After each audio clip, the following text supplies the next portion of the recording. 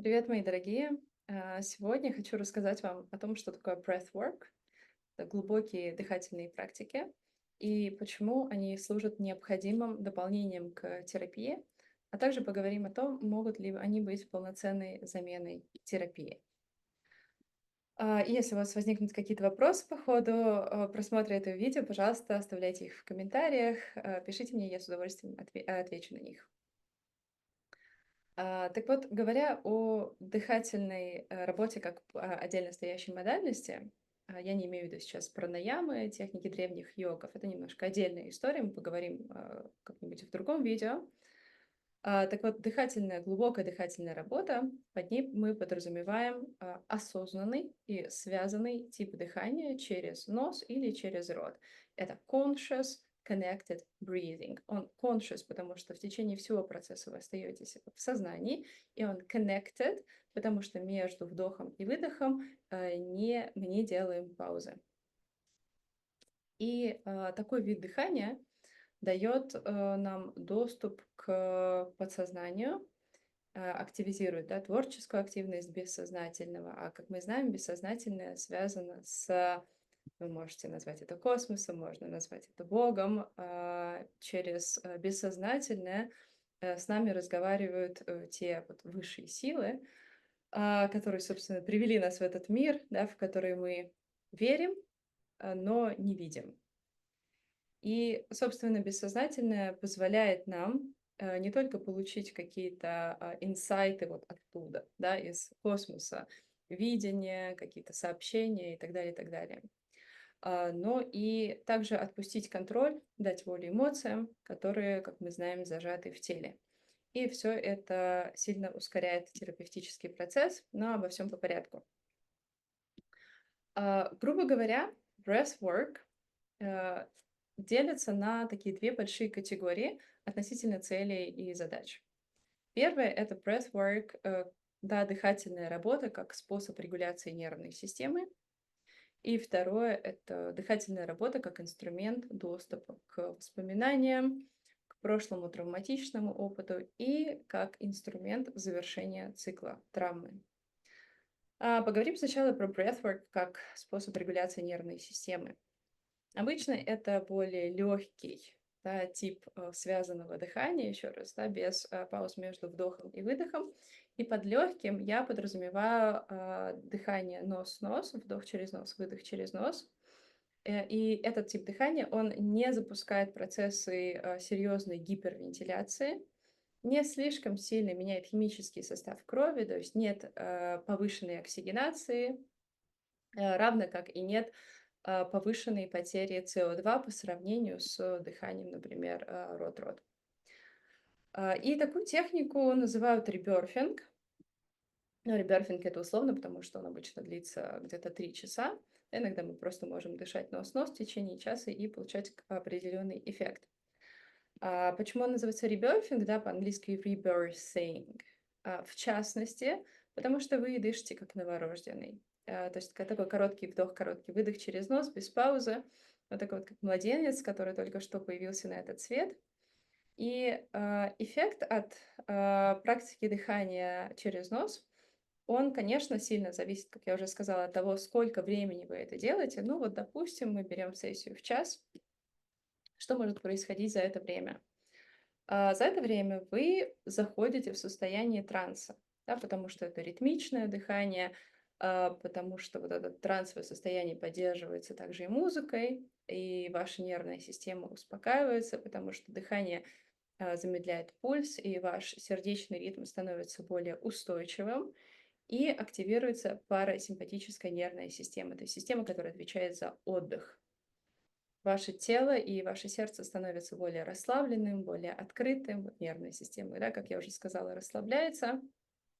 И есть такое понятие сердечная когерентность. Знаете, я бы сказала, что сейчас, на сегодняшний день, это такое слово дня. Это когда сердце и мозг, они связаны и они работают синхронно, потому что сердце посылает в мозг сигналы, которые способствуют спокойному и сосредоточенному состоянию, И в дальнейшем это позволяет вам лучше мыслить, принимать решения, повышает ваш творческий потенциал, повышает продуктивность. А самое главное, что сердце, как мы теперь знаем, это орган со своей нервной системой.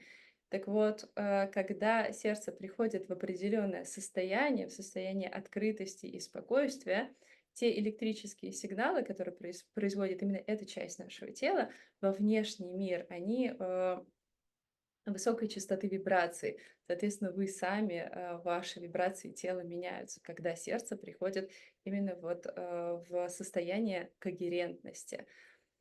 Собственно, это состояние достигается через дыхательную сессию, и во время сессии на самом деле опыт каждого человека абсолютно индивидуален, но вот обычно это вы можете почувствовать очень такую тесную связь с собой, чувство любви к себе, чувство вот принятия себя, своего тела, вот всех своих частей может подняться, да, на поверхность. Может это быть просто чувство безопасности и спокойствия. Вы просто можете в рамках сессии отдохнуть и перезагрузиться, просто потому что вам становится спокойно в этом мире. Кроме того, может возникнуть такой вот дополнительная, знаете, мысль, идея, чувство даже, чувство вот во всем теле о том, что вы связаны с другими людьми, что вы часть вот этого целого пространства, да, в котором вы находитесь и даже больше. Вы связаны со Вселенной, вы значимая часть этой Вселенной, вы значимая часть этого космоса. Вот, таким образом вы пребываете в доверии, в открытости и в безопасности. И это такое прекрасное чувство, которое можно получить во время сеанса, и оно очень, healing, оно, такое, я бы сказала, лечебное. Более того, как я уже сказала, мы в состоянии транса активируем парасимпатическую ветвь нашей нервной системы. Да, мы знаем, что симпатическая отвечает за задачу «бей или беги», а парасимпатическую за отдых и переваривание пищи. Так вот, активировать парасимпатическую ветвь полезно максимально, особенно сейчас в наше такое непростое время, потому что мы, конечно, находимся в постоянно активированной симпатической нервной системе, и об этом говорят очень многие принципы, начиная от того, что количество дыханий, которое мы делаем в минуту, равно примерно 20. Это означает, что у нас shallow breathing, что у нас поверхностное дыхание, мы дышим верхней третью легких, и мы дышим очень часто. И в рамках сессии количество ваших дыхательных циклов может снизиться с 20 до 6. И это значит, что вы нажали на тормоза и остановили работу вашего двигателя. И, к слову сказать, двигатель, да, как я уже сказала, если мы постоянно находимся в состоянии активации, а мы постоянно находимся, даже когда едем, даже когда спим, об этом говорят исследования.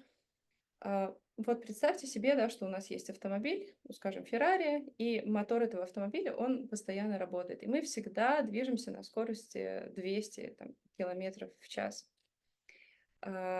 И активизировать парасимпатическую систему можно только нажав на тормоза. Сам автомобиль не остановится. И таким образом вы сами нажимаете на тормоз. Это может быть осознанность в течение дня. Вы спрашиваете себя, как я себя чувствую, как я дышу. Вы замедляете дыхание, вы делаете остановки, задержки дыхания, да, на вдохе или на выдохе. Вы немного уделяете этому внимание, и вы уже немного затормозились. Да? Плюс, если вы посещаете дыхательные сессии, делаете медитации, то есть вы делаете какие-то действия в направлении остановки, в направлении нажать на тормоз, вы очень сильно таким образом спасаете свою нервную систему, потому что, как я еще раз сказала, автомобиль сам не остановится. Потому что Феррари будет всегда гнать на скорости 200. А, Что касается самой сессии, да, я договорю. Если вы будете, например, если ваша сессия длится час или больше, но даже в рамках часа, потому что у нас еще и присутствует музыка. Музыка тоже может быть таким, скажем так, триггером, доставать эмоции.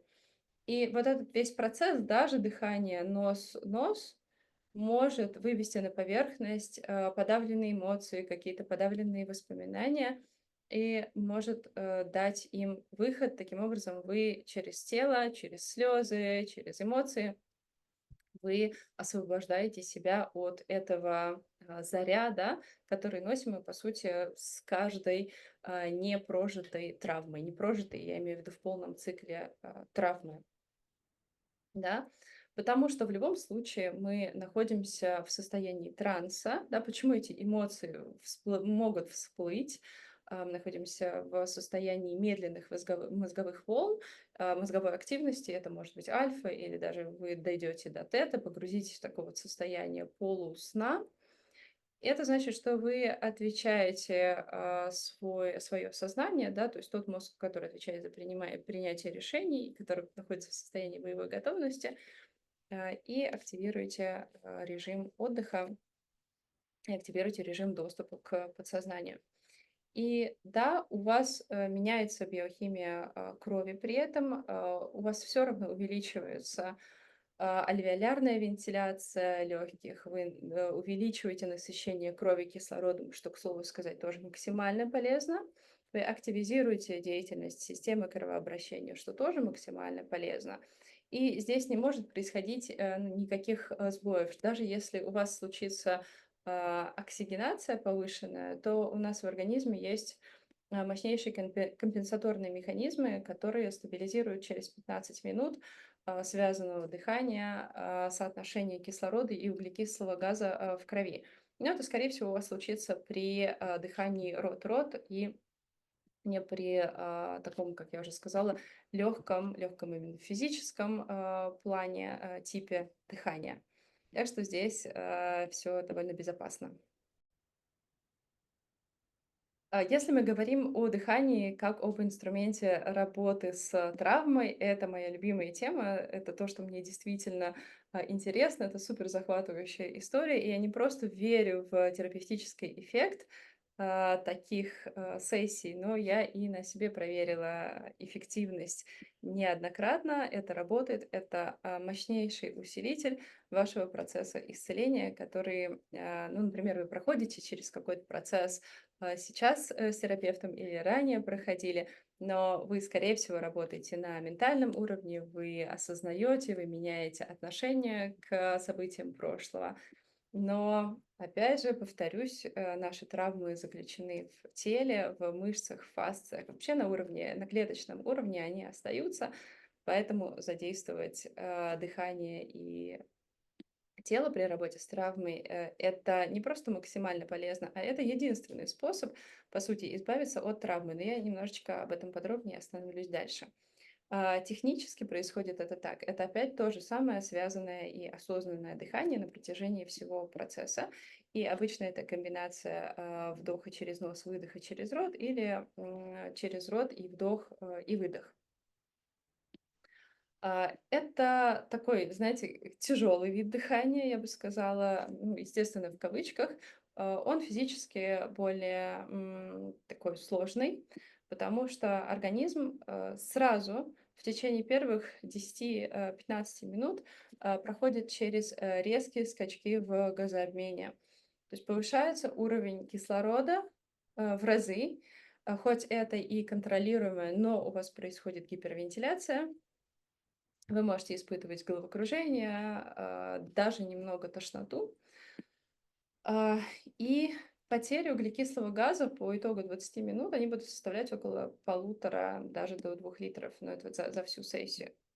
Опять же, как я сказала выше, у организма имеются мощнейшие компенсаторные механизмы, и показатели газообмена стабилизируются обычно к 20 минуте. То есть здесь, опять же, с точки зрения физиологии, этот процесс безопасен. Почему это терапевтически мощное мероприятие? Собственно, по тем же причинам, о которых я говорила выше. Снижая активность своих мозговых волн, мы обычно живем в high beta, да, в бета-волнах, мы попадаем в состояние транса, и это усиливается музыкой, и это называется расширенное состояние сознания. Это альфа или это и то состояние, та мозговая активность, в которую вы попадаете из бодрствования, она, конечно, будет зависеть от того, насколько спокойна ваша нервная система и в каком состоянии вы находитесь сейчас. То есть если вас что-то беспокоит, даже если вы будете дышать час, все равно это мысли, вы можете не зайти даже в это состояние, ну, потому что вот механизм, ну, потому что на данный момент вы а, не можете, да, как мы не можем иной раз заснуть, потому что мы взбудоражены, также мы можем и не зайти ни в одно из состояний, но это в таком случае вообще любая сессия, она очень много говорит о том, где мы сейчас находимся и в каком состоянии наша сейчас нервная система находится, и, соответственно, принимаем какие-то решения, исходя из этого. Так вот, насыщая наш организм кислородом, да, происходит over-oxygenation, мы получаем чуть более быстрый доступ к подсознанию, и чуть быстрее мы закрываем активность нашего сознательного. Соответственно, так же, как и в описании, я упомянула в описании первой сессии, более легкой, мы получаем доступ к прошлому, к травмам, к каким-то воспоминаниям, потому что с точки зрения химии, да, у нас, как я уже сказала, происходят изменения состава крови, и мы резко теряем углекислый газ, и организм приходит в состояние выбора, ну, то есть он скорее даже приходит в состояние аларм, знаете, такой, что-то с нами происходит, что делать? Да, нужно куда-то перенаправлять энергию, усилия, и организм вынужден перестраиваться в какой-то момент из-за потери СО2. И когда с организмом что-то происходит, что-то идет не так, да, он делает выбор в пользу экономии, энергосбережения. Самый энергетически затратный отдых — это мозг. Он съедает 20% вообще всего того, что мы потребляем. Да, поэтому первое, что у нас закрывается, это наш prefrontal cortex, да, это наша мозговая деятельность. И вуаля, мы заходим в подсознание, и, как я уже сказала выше, да, активируется наш творческий потенциал, запускаются процессы самоисцеления. Почему на дыхательных сеансах люди кричат, плачут, бьют подушки и испытывают разные ощущения в теле? Это может быть комок в горле, это может быть full body orgasm, это может быть, да, это может быть просто отдых, все что угодно. Опять же, зависит все от того, в какой сейчас ситуации находится ваша нервная система. Наше сознание — это такой, знаете, вышибала в ночном клубе. И этот вышибала говорит нам о том, что вот это делать нельзя, вот так вот проходить нельзя, в такой одежде нельзя зайти, вот это вот нельзя делать, и такой вот вид обуви тоже не прокатит, да, поэтому, то есть наше сознание — это то, что задает нам рамки функционирования в обществе. Соответственно, когда, например, мы сталкиваемся с какой-то ситуацией в прошлом, да, у нас поднимается обида, гнев, ярость, что угодно, и нам говорят: нельзя, плакать нельзя, тут смеяться громко нельзя, это делать нельзя, то делать нельзя. Весь этот эмоциональный charge, этот накал этой эмоции, да, это же химия, поднимается кортизол, поднимается адреналин, оно застревает в нашем теле, и дальше все, и дальше мы просто носим этот эмоциональный заряд, и не от одной ситуации, а от всех ситуаций, которые мы не прожили, да, цикл травмы мы не прожили, если полностью, то мы носим этот эмоциональный заряд в теле. Так вот, когда мы закрываем наш prefrontal cortex, когда он перестает, по сути, работать, да, и мы получаем доступ к подсознанию, когда этот вышибала в ночном клубе перестает работать, и ничей голос, ни родительский голос, ни внутренний наш голос, да, который тоже сформировался как привычка, нам не говорит: так нельзя, так не делать, так не принято. А наш же организм, он очень умный, и у него вшиты возможности самовосстановления, самоизлечения. И носить в себе вот эту тяжесть невыраженных эмоций и энергий, которые застряли в нашем теле, в мышцах, в соединительной ткани, в наших клетках и живут годами, нашему организму это делать ну, совсем не хочется. Ему хочется освободиться от этой лишней энергии. И отсюда, когда нам уже никто не говорит, так нельзя делать, слезы, эмоции, битье подушек и все-все проявления, которые помогают нам прожить этот цикл травмы экологично, ну, точнее, просто его даже прожить и закрыть его, и выпустить из себя всю вот эту энергию, которая в нас копится годами. Собственно, это все, что я хотела вам рассказать про два вида дыхательных техник. Дыхательных техник на самом деле гораздо больше, но это две такие вот категории, на которых можно условно подразделить. Поэтому что еще хочу сказать, и это важно, когда вы работаете с терапевтом, но теперь, прослушав меня или кого-то еще, вы знаете, что травма хранится в теле, не использовать возможности самоисцеления, да, вот через дыхание, через тело. Это, кстати, дыхание это не единственный способ, но один из основных на самом деле. То есть не использовать возможность тела это все равно, что стрелять в себе в ногу. Да? И, к сожалению, в России эти дыхательные практики, они не популярны, в то время как во всем мире это очень хорошо развивающаяся, растущая и очень популярная индустрия. Но вот моя задача вам рассказать эту информацию, поделиться, но за вами всегда будет выбор. Что касается вопроса, может ли дыхательная практика быть заменой полноценной терапии, я расскажу в следующем видео. Так что до встречи.